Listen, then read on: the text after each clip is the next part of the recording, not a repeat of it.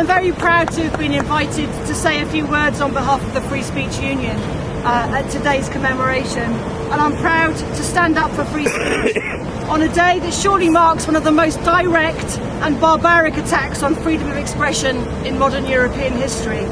And yet the attack on Charlie Hebdo was in some ways unsurprising. We had been warned for years before that the acts of speaking, writing and drawing were no longer just expressions of our most fundamental freedom to think for ourselves and to share our ideas with others, but were also now to be considered offensive, hateful and even violent.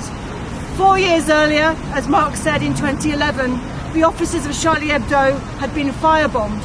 11 years before that, the filmmaker Theo van Gogh was murdered in the Netherlands, stabbed over 15 times.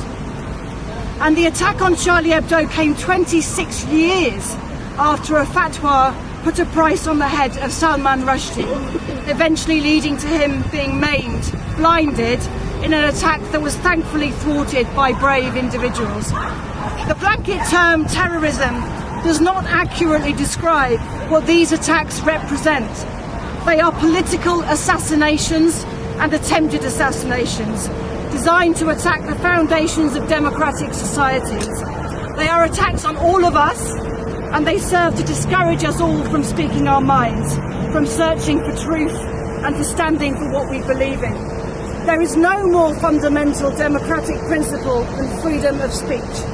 Freedom of speech, the eternally radical idea, is a principle which is only really alive when it is exercised, tested, lived and actively defended.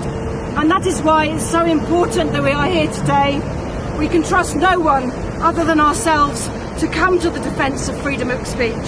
And it requires stamina, as the cover of today's Charlie Hebdo commemorative petition says, increvable, which means indefatigable, with stamina, tireless.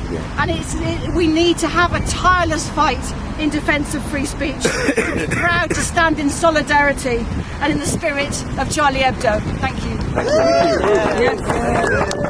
you.